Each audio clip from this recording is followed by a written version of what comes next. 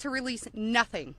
Now that checks and balances of our democracy have worked and the bill is getting passed to release the files, we are hearing the administration say they intend to investigate various Democrats who were friends with Epstein. I beg you, President Trump, please stop making this political. It is not about you, President Trump. You are our president. Please start acting like it. Show some class. Show some real leadership. Show that you actually care about the people other than yourself. I voted for you, but your behavior on this issue has been a national embarrassment.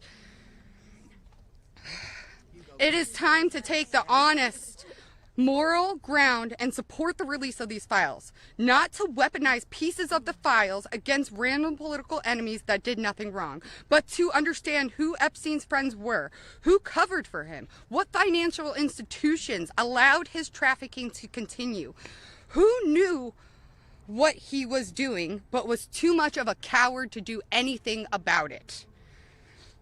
Jeffrey Epstein and Ghislaine Maxwell were able to recruit and abuse young girls and women. Then the country will learn nothing, and has horrible history will repeat itself if we do not do something about this.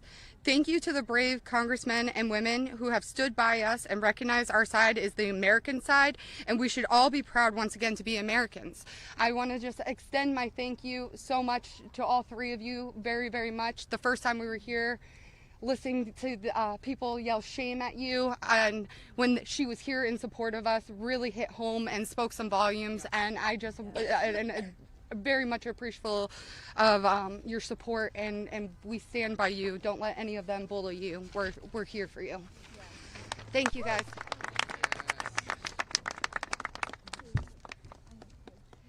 Wow. Good morning, everyone. Thank you all so much for coming together today and taking the time to listen to us. Your presence means the world, and it shows commitment to understanding and supporting survivors and Americans. I stand before you today with a heavy heart. I originated from Brazil, and I came to the United States when I was 8 years old. I was only 14 when I first encountered Jeffrey Epstein, and my daughter is now almost at that age. At 14, the only things she should be concerned with are going to school, practicing at her cheerleading competitions, and enjoying her time with her friends and family. She should not have to bear the burden of worrying about being manipulated or exploited. At this age, she is still a child, and no child should ever have to face such threats. I also want to address a troubling statement made by a prominent figure on a major platform who suggested that a 14-year-old should not be considered a victim of pedophilia. This is a dangerous and incorrect notion. When we talk about how children at 14 should still be treated as children, I ask you to look at the young people around you. Remember when you were that age? Do you think you should have been responsible for being groomed? Put yourselves in our position when we were young. I'm here today not to just share my story, but to call on all of you to help make a difference. We need to support to push for the Transparency Act and release the Epstein files. Please reach out to your Congress members and senators and urge them to support this crucial legislation. The truth is something that we all deserve, and it is vital for safety and protection of the future of generations. Think about all the young people in your life, your daughters, your nieces, your friends. Let's stand together and ensure that they grow up in a world where they are safe and valued. I often wondered, why did this happen to me? And then I realized, God only gives you what you can handle. I'm here for a purpose, and that purpose is to make a difference today. So, let's stand together to protect our children and our peace. Thank you.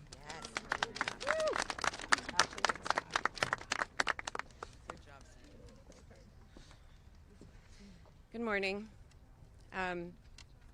I want to say a few things before I begin.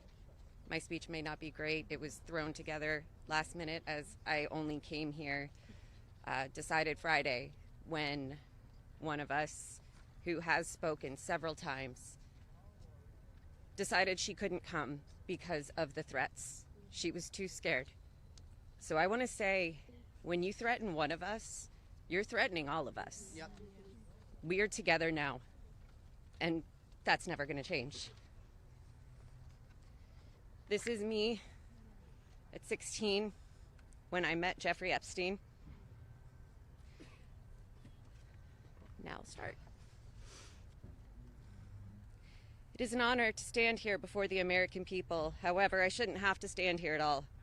I'm here because as a child, I was pulled into Jeffrey Epstein's world, a world built on exploitation and manipulation of innocence and the protection of powerful men and women who believed that they were untouchable.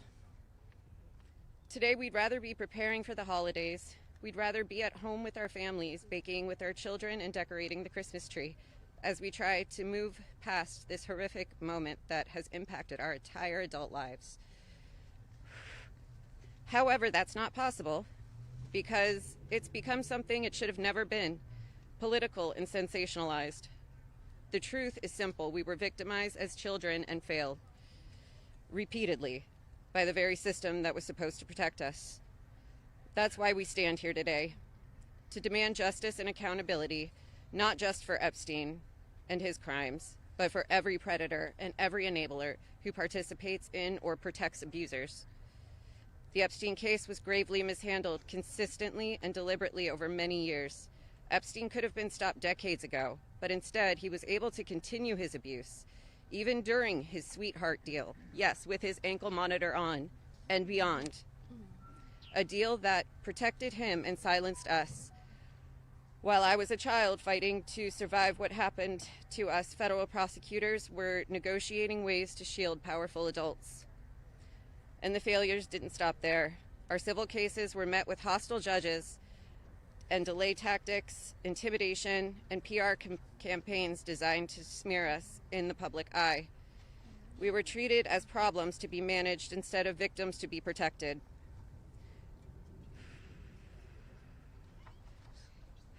Today, something has changed. Individually, our voices were whispers. Together, they've become impossible to ignore.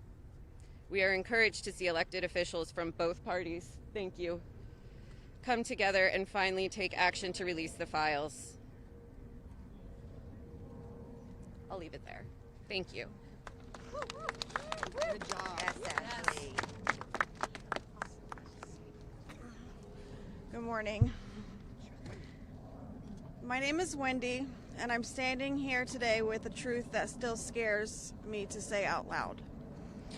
I'm going to put this down because I can't hold both, as you guys saw, but that was me when I was 14 when I met Jeffrey Epstein. None of us here signed up for this political warfare. We never asked to be dragged into battles between people who never protected us in the first place. We are exhausted from surviving the trauma and then surviving the politics that swirl around it. When survivors travel to speak, to advocate, to stand for the truth, we do it with our own money, from our own pockets, carrying our own fear, shaking in our own bodies. There is no team, there is no paycheck. It's just us hoping our voices make a difference. And it puts a pit right in your stomach because you know you're standing on the right side of history. Yes. But standing on the right side of history is not a comfortable place to be. Yep. It never has been. And in a sick, heartbreaking way, it's an honor to show up, an honor to speak here, and an honor to stand in light when the world tried to keep us in the dark.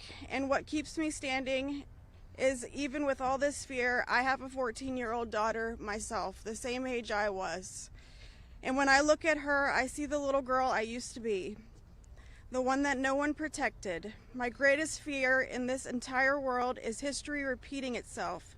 And I will do anything, absolutely anything, to make sure that she has to never be one of these girls standing in front of a crowd like this today in her life.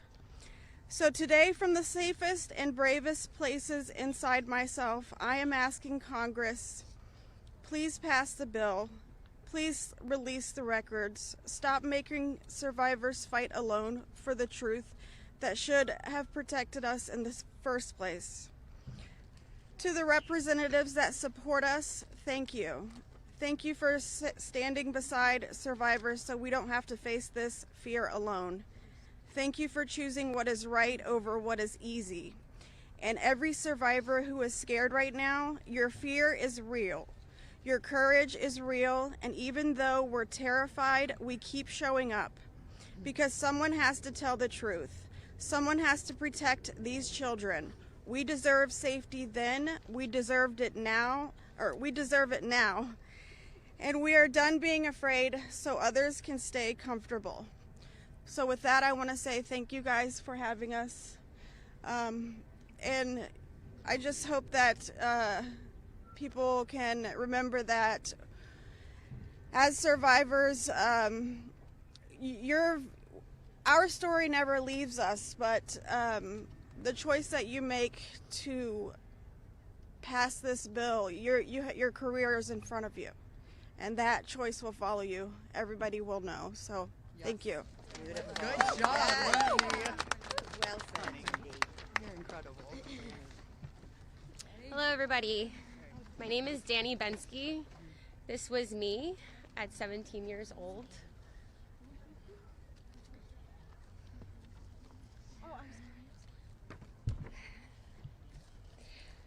Coming from the dance world, I was recruited in 2004 after a systematic breaking down where Epstein leveraged my mother's brain tumor scans.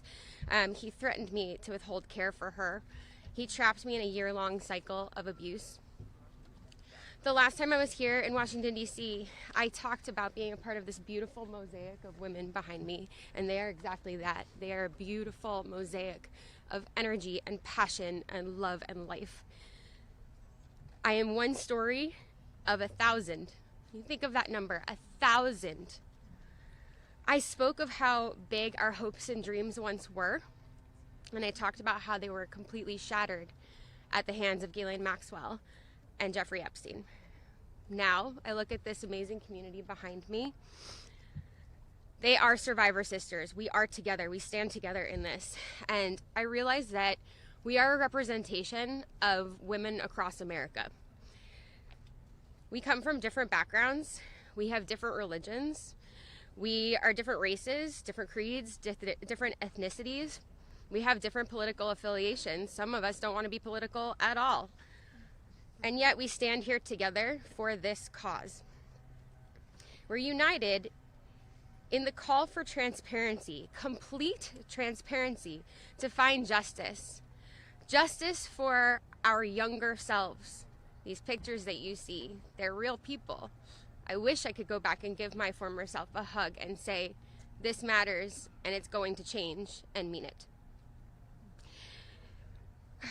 We are standing here for justice for the youth of tomorrow, and justice for those who are no longer with us, like the beautiful, brave Virginia Giuffre. We understand that the road is long, but I implore you to stay the course, please. Living in an age where you can get news in 10-second clips on your phone, I know that this is a big task for us, but it's a very personal one for survivors. It's a very personal one for us as a country. So I'd like to ask you to try something right now. I'd like everybody to close their eyes or soften their gaze just for a moment, and I want everybody to think of a child that is close to them between the ages of 14 and 18 years old. It could be your daughter, it could be your niece, it could be a friend's kids, it could be you at a former age, it could be your mother at that age. But really envision that for a second, 14 to 18 years old. Once you think of that person, I want you to think about what they feel like. What is their energy? What do they smell like? What sound do they make when they laugh? Really think about that child just for a moment. Now I want you to picture a pair of giant looming wooden doors and an overbearing marble landing. Those are the doors to Jeffrey Epstein's house. Do you allow that child to enter or not? If the answer is yes, you would allow entrance. You stand with predators. If the answer is no, then congratulations, you're on the right side of justice. Now you have homework. I am calling for the American people. You have homework. Call your congressional leaders. Call your senators. Please support this bill.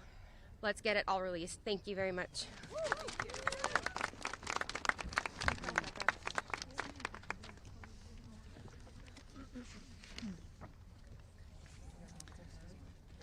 Good morning.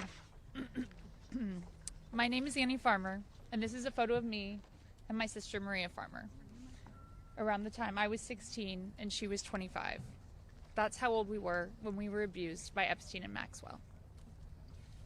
Survivors have repeatedly stated that our pursuit of transparency and justice is a nonpartisan issue. But given the political noise surrounding this case, I just want to remind people of some of the facts. In 1996, when my sister Maria bravely blew the whistle on this group by reporting to the FBI what Epstein and Maxwell did to both of us, they hung up on the phone on her, and there was no follow-up of any kind. Bill Clinton was president. In 2006, the FBI came to us, finally interviewed us, and asked us both to be witnesses against Epstein. We were very anxious, but we agreed. And then we didn't hear back from them due to their infamous sweetheart deal. George W. Bush was president. In 2015, when the DOJ was sent FOIA requests for Maria's FBI files, and they were denied, as they have been many times, Barack Obama was president. In 2019, when Epstein died in prison due to either negligence or foul play, Donald Trump was president. In 2023, Maria's attorneys sent a letter on her behalf to the government, requesting an investigation into the repeated law enforcement failures in this case, similar to what was done in the case of Larry Nassar. They declined to do so. Consequently, my sister filed notice that she would be suing the government for failing to uphold its legal, ethical, and moral duties in this case. Joe Biden was president. This year, after campaigning on a pledge to finally release the files, under Trump's second presidency, the DOJ announced they were closing the investigation into Epstein's co-conspirators, and then transferred Ghislaine Maxwell into a prison camp, where it is well documented that she is receiving special treatment. This is not an issue of a few corrupt Democrats or a few corrupt Republicans. This is a case of institutional betrayal. Because these crimes were not properly investigated, so many more girls and women were harmed. My sister, because of her bravery, was repeatedly threatened and lived in fear, with dire consequences for her health and her career. 30 years later, even as oceans of allegations and obvious truths have emerged, the government has still not chosen transparency. This is why we have all come together as one united voice to demand the release of all the Epstein files and to finally bring the truth out of the shadows. Yes. Yes.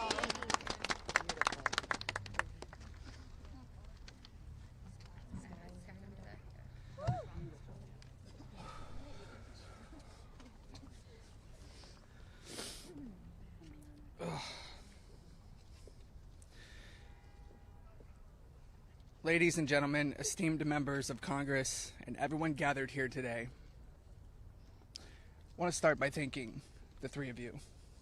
Thank you. It takes a lot of bravery to do what you're doing. We hear you. We see you. It means a lot for you to be here with us, and I know my sister would be incredibly proud. This is the moment she was fighting for and the moment that all survivors are fighting for, so thank you. My name is Sky Roberts, and I stand before you as the brother of Virginia Roberts Giuffre, a warrior, a mother, and a sister whose legacy will forever resonate in the hearts of those who understand the fight against injustice. Today we find ourselves in a place of deep sorrow, shattered by the loss of our beloved sister. Yet we are honored and privileged to carry her voice forward and continue her relentless fight alongside her fellow survivor sisters. Virginia's story is one that should have been filled with promise, but instead it became a harrowing tale of exploitation and survival. At just 16 years old, she took a job at Mar-a-Lago, believing she had secured a dream summer position. But that dream quickly morphed into a nightmare when Ghislaine Maxwell preyed upon her innocence. This isn't just the story of one girl. It's a story about the insidious nature of power and abuse, a dark chapter in our society that must be told. Virginia was no stranger to trauma. In her memoir, Nobody's Girl, she shares the painful truth that she had already suffered abuse at the hands of our father and a family friend. But what happened next was unfathomable. Epstein and Maxwell didn't just abuse her, they trafficked her to a network of the rich and powerful. Princes, prime ministers, politicians, financiers, and lawyers. These men committed unspeakable acts against her will, and against the will of countless survivors who stand united with us today. Virginia's strength was tested in many ways that most of us can hardly imagine. She was manipulated, coerced, and threatened, forced into complicity in her own devastation. She often spoke of psychological scars that ran deeper than the physical ones. From the start, she wrote, "They manipulated me into participating in behaviors that ate away at me, eroding my ability to comprehend reality and preventing me from defending myself. The most destructive wound they inflicted was that of forced complicity, a betrayal of self that was crafted by her abusers. But I stand here today to declare that their tactics of fear and intimidation did not work. Virginia's spirit could not be broken. She became a beacon of hope, a warrior, fighting not just for herself, but for every survivor who suffered in silence. She said, "I felt it was my duty to stand up to predators like Epstein and Maxwell. I would put my neck on the line to make sure my daughter never has to go through what I had to endure." These survivors, like Virginia, have transformed into mothers and strong women, fierce in the face of adversity. Many of them have daughters the same age they were when they faced their own abuse. They are determined to break the cycle, to shatter the silence that has kept so many in the shadows. Virginia quoted in her memoir, "There I was, as the mother of 3 children. I felt it was my duty to stand up to predators like Epstein and Maxwell. I mentioned to Ellie in particular, her daughter, I would put my neck on the line to make sure she never has to go through what I had to go through. I said, joining Edward's CVRA case, what I would want somebody to do for my daughter or sister and friend. In the end, I said, I was just trying to do the right thing. That's what I felt like I'm doing," I said.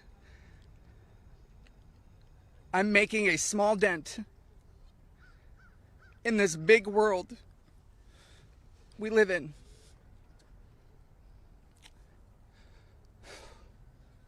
Well, sissy,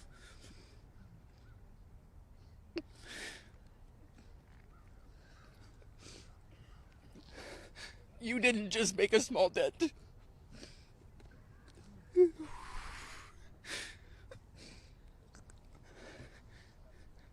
You made a monumental impact, a resounding statement that echoed across the world. You built an unbreakable wall, a barrier that will protect future generations from the horrors of abuse. As we gather here today, I urge each of you, members of Congress, advocates, and all those who hear this message, to join us in this fight. We demand justice, accountability, and support for survivors. And we keep getting asked this. What does justice mean, you ask? It starts with acknowledgement. That's the first step. Acknowledge in the face of survivors that this happened and that this is true. Your vote carries that weight. My sister is not a political tool for you to use. These survivors are not political tools for you to use.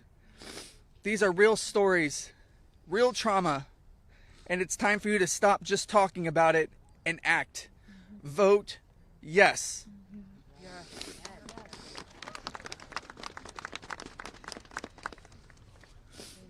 Virginia's legacy is not just hers. It belongs to all of us who stand against injustice. Together, we will ensure that the voices of survivors are heard, that the truth prevails, and that the horrors of the past are never repeated. Thank you. Thank you for listening, and thank you for standing with us. Together, we will not let Virginia's fight be in vain. Together, we will not let the predators win. Together, we will be the change this world desperately needs. Thank you.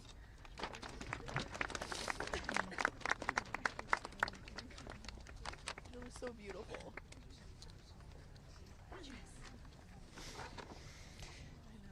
This is me when I met Jeffrey Epstein in 1991. I always share the date when I talk about my story because people rarely acknowledge how long this has actually been going on.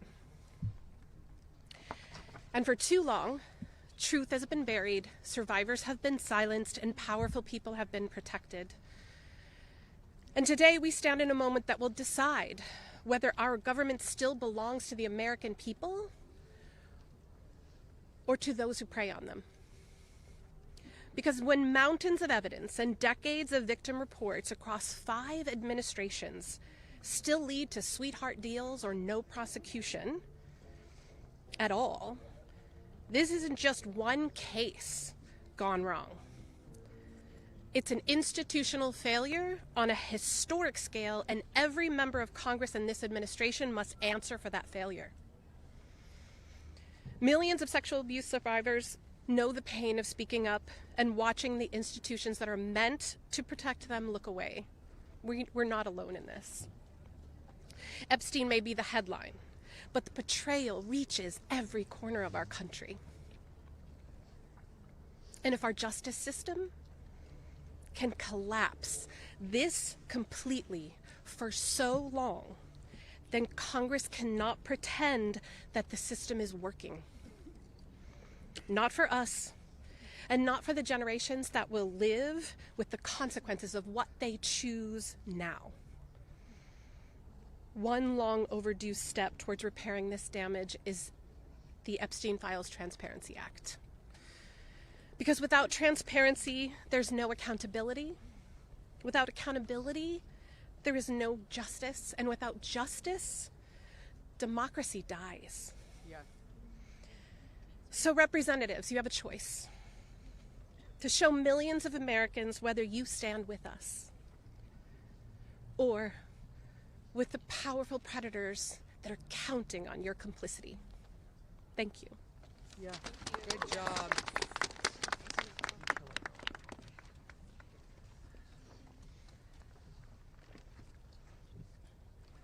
Good morning.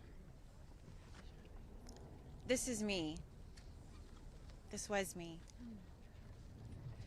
My name is Charlene Rochard, and I stand before you today not as a victim of rumor or conspiracy, but as a survivor of Jeffrey Epstein's abuse.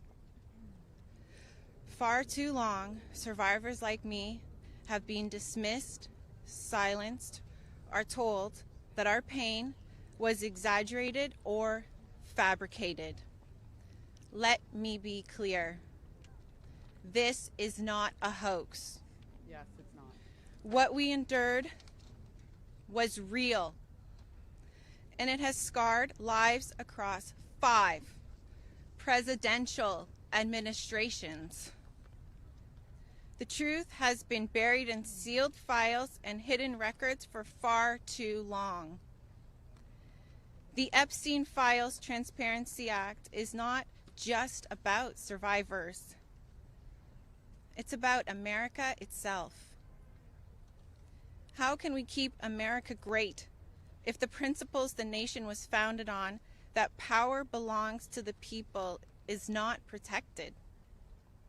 No one, no matter how wealthy and well-connected, stands above the law. If we cannot face the truth, then we betray the very ideals that defines us as a country.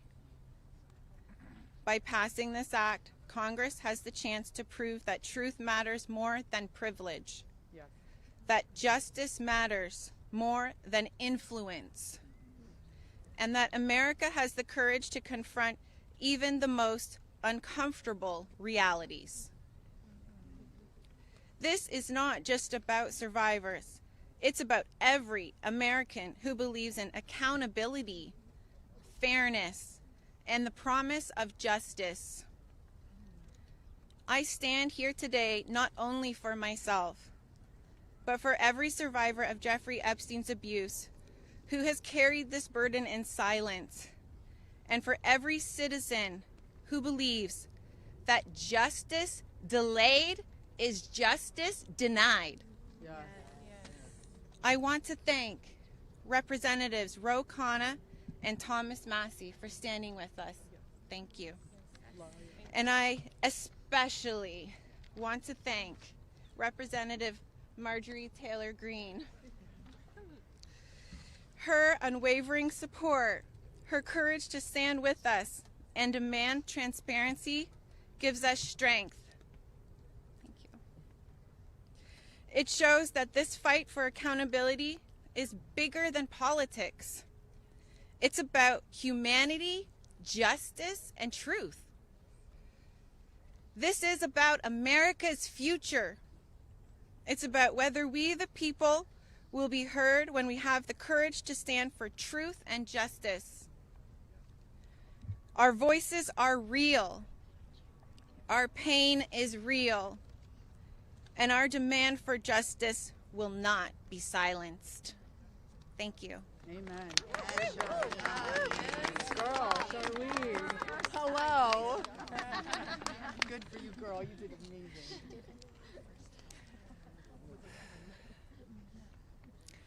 My name is Laura Bloom McGee. This is my first time speaking publicly about my abuse. As a young woman in New York City, I was pursuing a modeling career and building a life of giving back through my philanthropic work.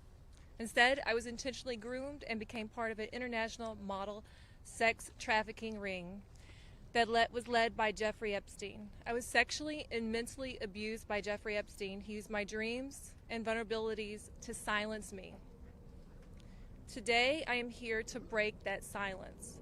Sex trafficking and sexual abuse are crimes against human beings, not political talking points. For too long, Epstein's abuse was an open secret, with his network remained protected. Evil thrives in darkness. We must shine a light on every corner where it hides.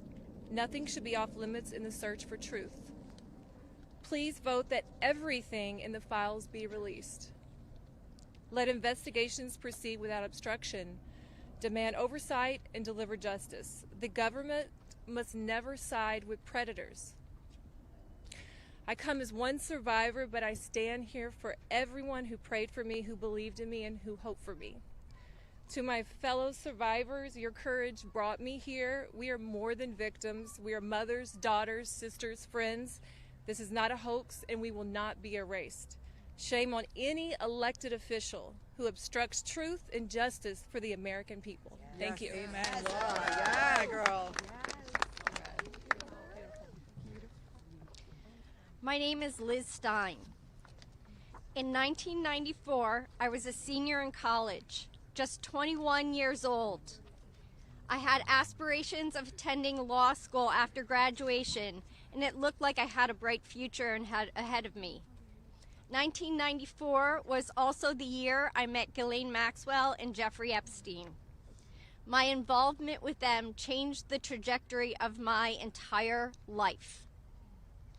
The Epstein files are not about loyalty to any one political party.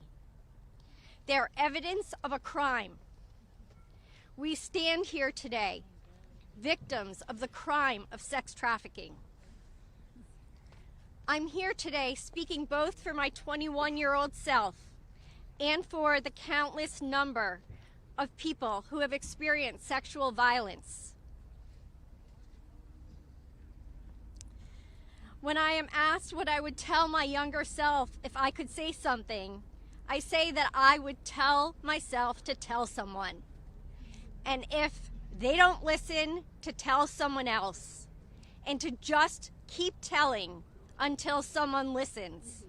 And even if nobody listens to you, you should be proud of yourself because you stood in your uncomfortable truth when others could not.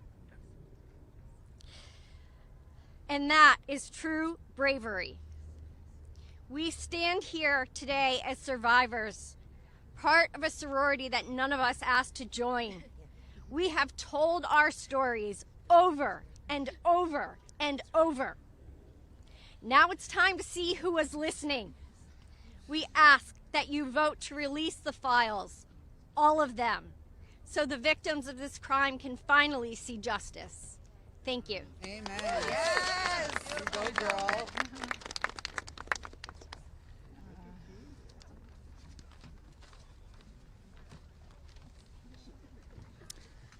Well, hello, everyone, and I want to first say thank you for your ongoing leadership.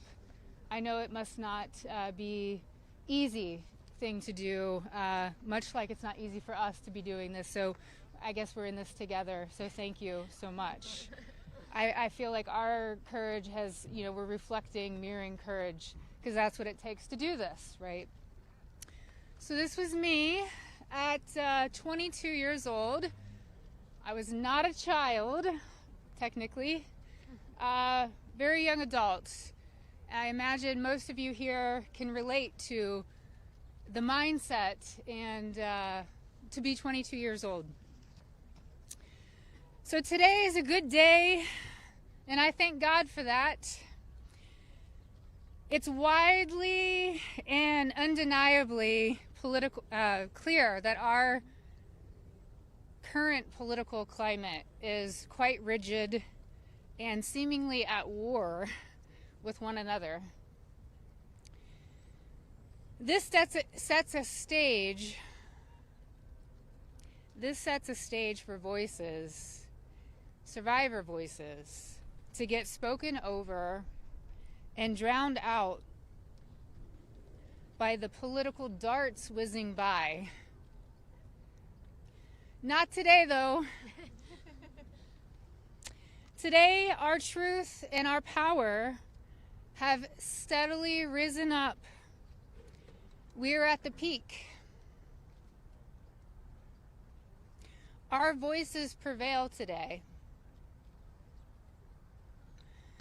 Our voices initiated the coming together of both political parties. That's pretty big, I think. Republicans and Democrats, we all stand together today. We all stand together for justice, and we must continue to do so to protect the integrity of our country and our democracy.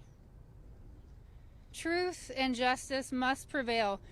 The children today are those that will lead this nation one day.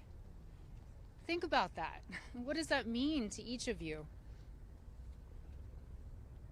If anyone doubts that this does not directly contribute to the fate of our country and democracy, I challenge you and I urge you to think again.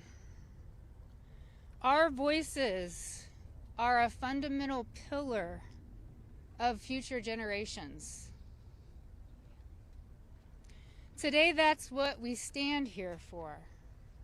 Accountability, action, and justice. Let's get this vote done today. Let's send it through the Senate and straight to President Trump's desk for signing. I'd like to be there that day that he signs. I'm sure all of us would like to be there. Today is a good day, and let's keep moving forward. Thank you so much. I just want to give you a hug. Okay. Hey guys, we're actually pressed for time, so we are not going to be taking questions. Going further, I bring back Rokana. He's going to do our closing conversation and comments. Well, thank you, Hilly. Teresa is right. It's pretty big what the survivors have accomplished today. And I just want to say how eloquent, strong, and admirable they were. Let's give them a round of applause for their courage. Thomas and Marjorie and I will take a few questions from people who haven't. Yeah. Go ahead. Is basically right now calling on the Senate to make revisions to this bill because he says it doesn't adequately protect the survivors, the victims that are standing behind you. Your response to that? That's been a red herring all along. The survivors have always been in favor of this legislation, and there's a provision in there you can read if you would just read it that protects them. Now, if he wants to offer more protections in the Senate, that's fine with us, but here's the problem. Now we have to vote on it again in the House. And so, as you heard, justice delayed is justice denied. It could be just another delay tactic. But we want to... Is that what you think? That's the motivation from the Speaker? I think the Speaker wants to save face. He's going to vote for a piece of legislation today that he's disparaged for 4 months. And however he needs to come on board, we want him on board. So we appreciate that. Did you want to? Go ahead. Go ahead.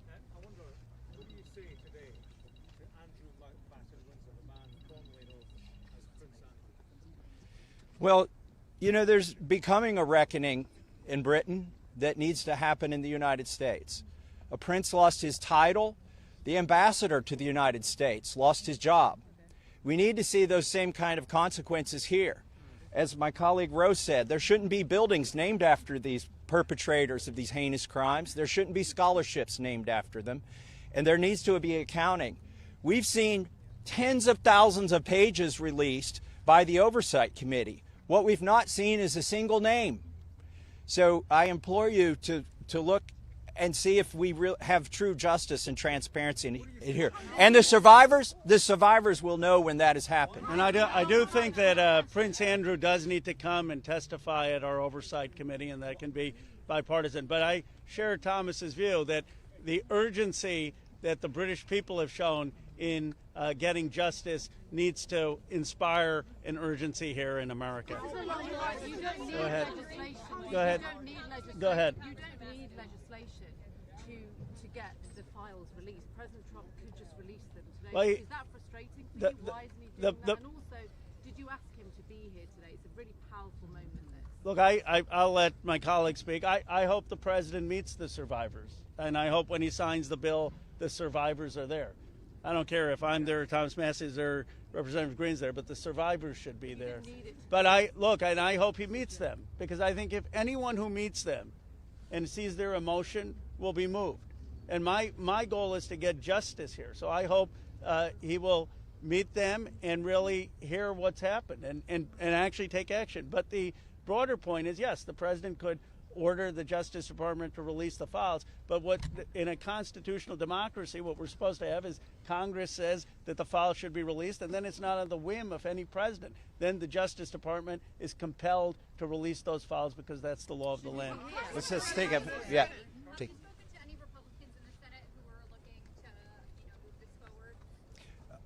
So Senator Merkley is a Democrat. He's led the exact same legislation that Roe and I introduced in the House. One Republican co-sponsored his bill yesterday, and I have spoken to at least one more who says they will co-sponsor. The important thing about the Senate is that they need not to muck this bill up. There's a lot of attention on here. We've needlessly spent 4 months dragging this out. A duly elected representative, was denied her seat in Congress for 49 days, and it's time to pull the Band-Aid off. The Senate, it may be tempting for them to get cute and to do things that will limit the release of these documents. They are afraid that people will be embarrassed. Well, that's the whole point here. They need to be brought to justice, and embarrassment is no reason to stop it. So the Senate, John Thune, it's up to him. He needs to bring this to the floor of the Senate, and I think the vote today will show that in the House. And the president, look, the president has said he would sign the bill. You're going to get almost a unanimous vote here. So you have the president and a unanimous Congress believing that this protects the survivors and is calling for the release. There's no reason for the Senate now to, as Representative Massey puts in, muck around with it. They need to put it up, have a vote, have the president sign it. If there's any further protections, they can do that through the DOJ process. But what they should not do is delay a vote on a bill that the House is going to vote overwhelmingly for and that the president supports. Yeah, just go ahead. Congresswoman Green, you raised the question of whether or not the Justice Department will actually release these files. Do you take the president at his word when he says he's going to sign this bill, and do you have confidence that these files will actually be released? I only take people's actions seriously, no longer words. And what do you think the president's And I'll tell you, because I wasn't a Johnny-come-lately to the MAGA train. I was day one 2015, and there's a big difference in those Americans and those that decided to support President Trump later on. And I'll tell you right now, this has been one of the most destructive things to MAGA, is watching the man that we supported early on, 3 elections, for people that stood hours, slept in their cars to go to rallies, have fought for truth and transparency and to hold what we consider a corrupt government accountable. Watching this actually turn into a fight has ripped MAGA apart. And the only thing that will speak to the powerful, courageous women behind me is when action is actually taken to release these files, and the American people won't tolerate any other bullshit. That's where we are today. Thank you. Go ahead. Last, 2 more questions, and then we're around all day. Is this a watershed? How would you sum up today in terms of your battle to get to the truth? I would say that these survivors have been fighting for decades, and they finally are being heard by the American people. And we're finally going to have a reckoning for this Epstein class that has gotten away with horrific things. Look, I grew up in Bucks County, Pennsylvania. People went to church, they played Little League, they went to their neighbors for barbecue. They didn't go to a rape island and abuse young girls or traffic young girls. And people with extreme wealth have thought that the laws don't apply to them, and their culture is totally out of touch with the values that built America. And finally, we're going to have a reckoning over it. How worried are you? Let's take the lady here. Let me ask you this. You said you wanted this to go straight to the Senate. What message does it send to the survivors behind you if the Senate doesn't act quickly to move this bill forward? Well, they're not here. They're not going to answer questions, so I'll answer a question.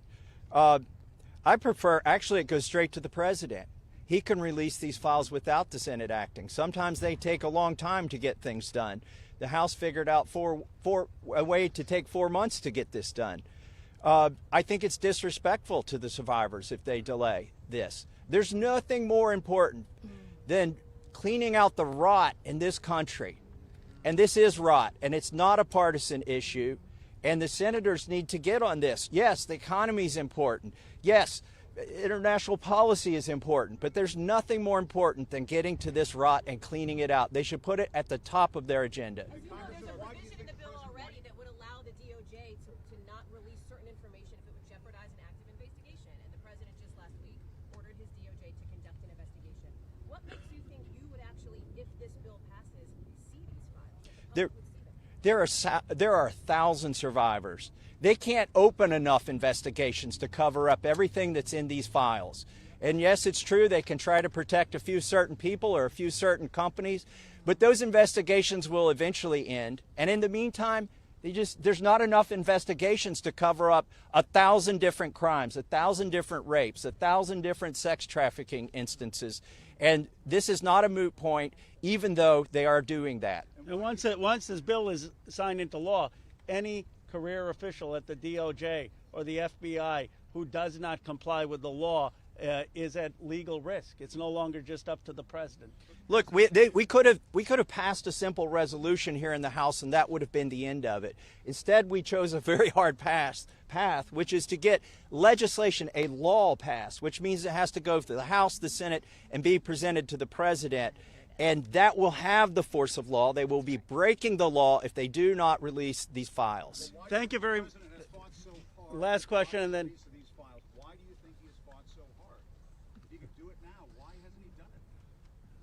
I believe he's trying to protect friends and donors. And by the way, these aren't necessarily Republicans.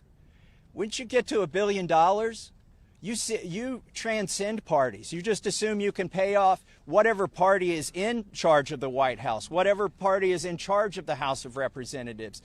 And this is about those kinds of people. I think he's been trying to protect them. And I think it also incriminates our own government. This is a complete and total failure of the justice system, as the survivors have witnessed here today to us.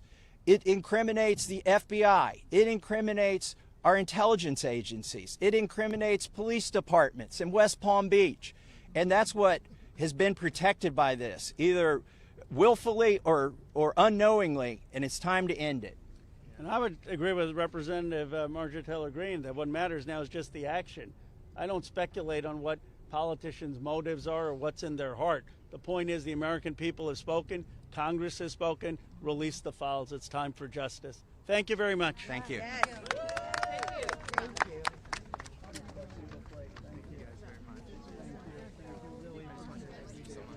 Very brave. Incredible. I appreciated your work very well. Thank you. Said bullshit on TV the other day, and I love that you just said bullshit. I was like,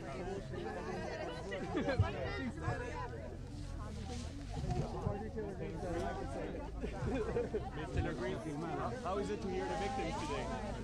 Mr. Green, how is it to hear the victims today?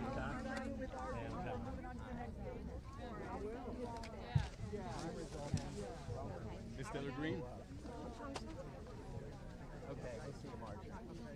How did you feel hearing the victims today? You were terrific. Incredible. I'm always inspired hearing you, and that's your love for your sisters. Yes. Yes.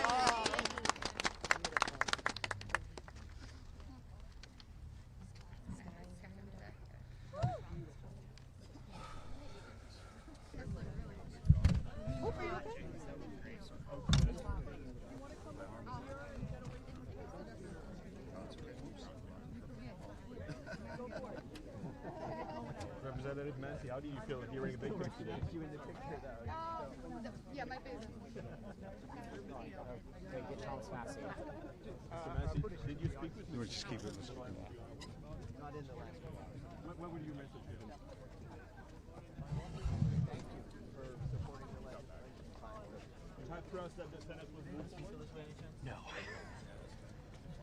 Best bet is go to Getty and pick out three people.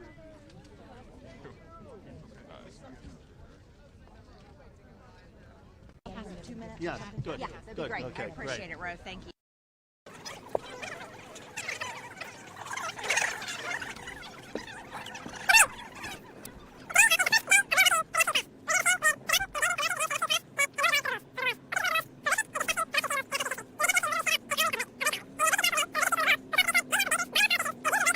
As girls with no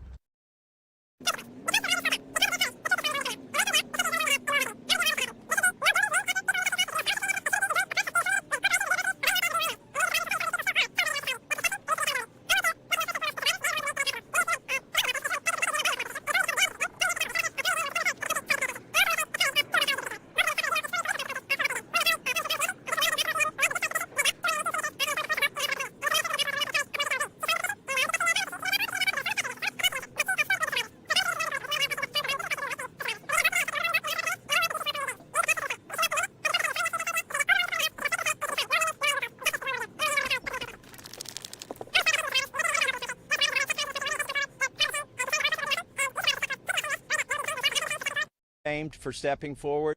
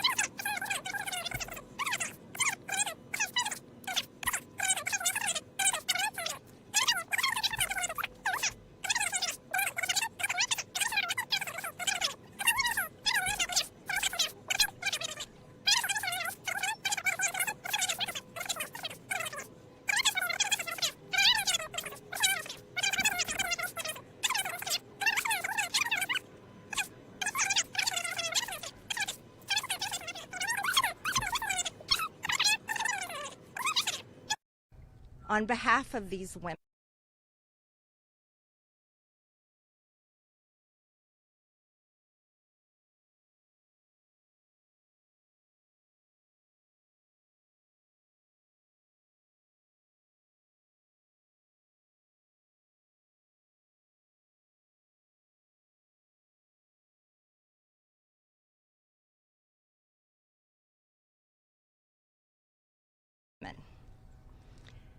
and that is more of what is needed today in America than ever in our history. So thank you so much. Who's next? Ro, I'll let you introduce. Thank you. Thank you. Thank you. Thank you, Marjorie, Representative Green, for your courage and your words. Before I introduce our survivors, I just want to say that they will make their statements, and then you can ask questions of Representative Massey, myself, or Representative Green, but we do not want people asking questions and cross-examining the survivors. They're here to tell their stories, and they should be heard by the American people with respect. Of course, Congressman Massey, myself, and Congresswoman Green would be happy to answer questions after that. With that, let me introduce the survivor who's helped organize a lot of this, and will be telling her own story and introducing the other survivors. Haley Robson, thank you for your courage and leadership. Absolutely, thank you all. Oh, good morning. It's a little chilly coming from Florida, not used to it. I want everybody to take a look. I know everybody sees us today as grown adults, but we are fighting for the children that were abandoned and left behind in the reckoning. This is who you're fighting for. This is who Congress is fighting for. This is who the House of Representatives are fighting for, and hopefully the Senate will fight for us too. I want to kick this off right, and I want to address Marjorie Taylor Greene, Thomas Massey, and Ro Khanna. I want to express my gratitude for all three of you, and I know, Ro Khanna, we spoke earlier. This is an incredible thing that I'm watching as a Republican, and this is non-political, but for you to go against your own party and to be ostracized, there's no place for political violence, there's no place for intimidation, and I can say firsthand, stepping out against Epstein and his crimes against children, we have all experienced that ourselves. So for you to knowingly put yourselves at risk and put your career at risk is unbelievable to watch, and we are so grateful. I also want to make a proposition for Marjorie Taylor Greene, because you've been an advocate for this. If you decide to read those names on the House floor for immunity, I will be more than happy, no security needed. I will stand beside you. I will hold your hand. I will hold your coat in solidarity with you. And on top of that, I did talk to Jayapal, who said she would be more than happy to read those names too on the floor with all of us. It's time that we put the political agendas and party affiliations to the side. This is a human issue. This is about children. There is no place in society for exploitation, sexual crimes, or exploitation of women in society. There's no room for it, guys. We're not having it. And to the President of the United States of America, who is not here today, I want to send a clear message to you. While I do understand that your position has changed on the Epstein files, and I'm grateful that you have pledged to sign this bill, I can't help to be skeptical of what the agenda is. So, with that being said, I want to relay this message to you. I am traumatized. I am not stupid. I am traumatized. I am not stupid. You have put us through so much stress, the lockdowns, the halt of these procedures that were supposed to have happened 50 days ago. The Adelita Grijalva who waited to get sworn in, and then get upset when your own party goes against you because what is being done is wrong. It's not right. For your own self-serving purposes, this is America. This is land of the free. Land of the free. In 1863, we have a woman on top of the Capitol building represent freedom. I do not feel free today. I don't know if the women behind me feel free today. So I am begging every member of Congress, every representative, to step up and choose the chaos, choose the survivors, choose the children, protect the children, all children, You protect all of us equally. Thank you very much for your time. Following that, Lisa Phillips will be the next survivor.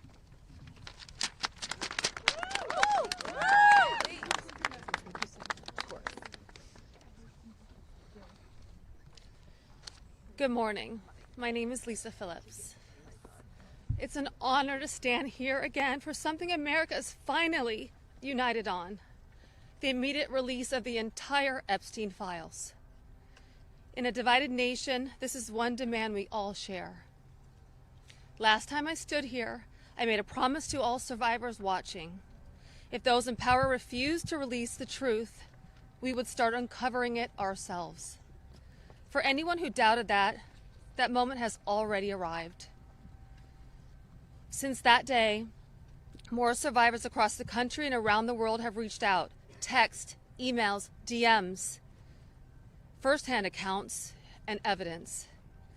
Many are women who were abused or trafficked through the international modeling pipeline Epstein built, promising visas, apartments, opportunities, futures, while exploiting their dreams for abuse. Most are still terrified to speak publicly because the men involved are powerful. They're connected, and as we know, they're protected. For too long, survivors have watched others speak for us. And while we are grateful for our allies in Congress on both sides, we've realized something. This fight belongs to us. We lived it, and we know the truth. And we will not wait quietly for institutions to decide when we're allowed to speak. The survivors now coming forward have entrusted us with their stories. We are sharing that information with the proper authorities, and when it can safely be made public, it will be. So today, we are launching something historic. The first national, survivor-led political movement in America. Nonpartisan, laser-focused on exposing the systems, the loopholes, power